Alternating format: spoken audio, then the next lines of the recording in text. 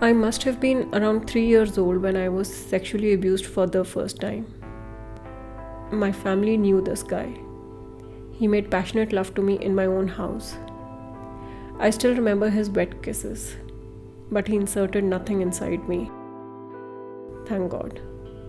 Maybe within a year, on the night of Diwali, a distant uncle with whose daughters I was lighting the diyas grabbed me from behind.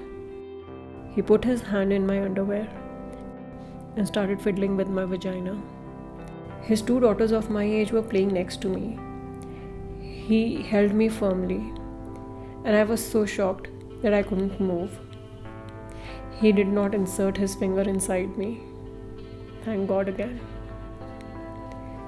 I never told anyone about these incidents. At the age of 6 something, another guy seemed to have fallen in love with me. He was 18.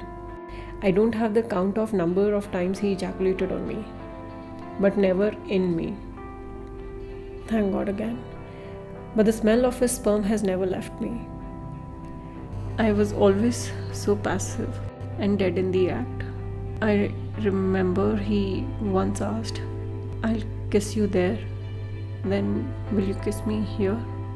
He kissed my vagina, and when my turn came, I didn't move or say anything. Around the same time, his younger brother once cornered me. He asked me to take my underwear off. I still don't know how I got the idea, and I told him, "No. My mom has instructed me not to do so. I thank you God so much. I don't have any memory of this guy anymore." I was 16 when an NGO visited our school for child sexual abuse awareness.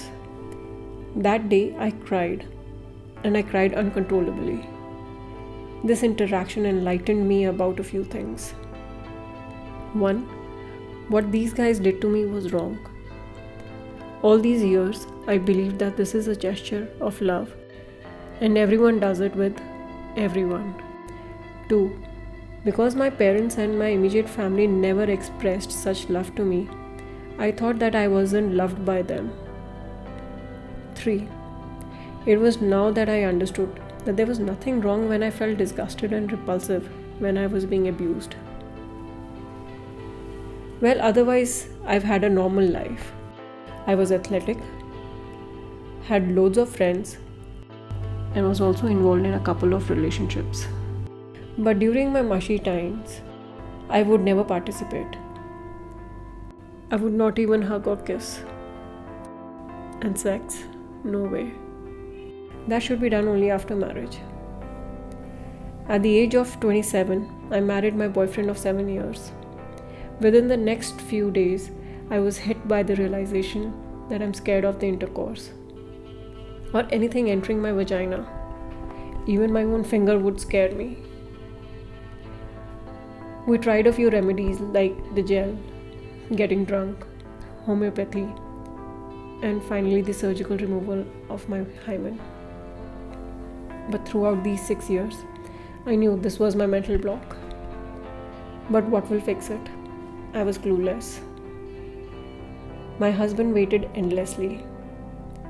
After 7 years of courtship and 6 years of being married, I convinced him for separation. We still love and care for each other. Something happened and I ended up at a psychologist.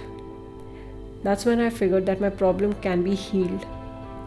In fact, we also discovered that there were few other deep-rooted issues connected with the sexual abuse. Yeah, my husband and I never got this idea earlier. For 30 years, I lived with these memories of abuse. I shared them with a few people, including my husband, and later with my siblings too.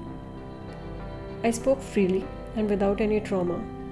But when the therapist asked me to close my eyes and explain the image of that scene, my eyes stayed closed and I cried for long.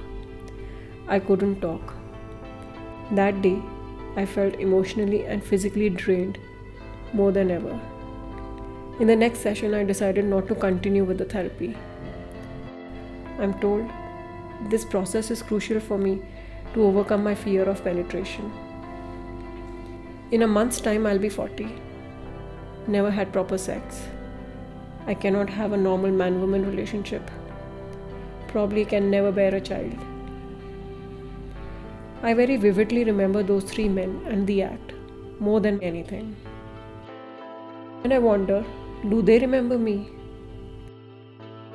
What will it be like if I were to meet them again? Did they abuse other kids too? In my case, they have gone scot-free. There have been moments when I want to kill them for what they did to me as a child and how these incidents have shaped me as an adult. They might be imprisoned, and that means nothing to me. But it will be interesting to know their reactions about how they have scarred my life. Well, chuck it. For others, here's a tip.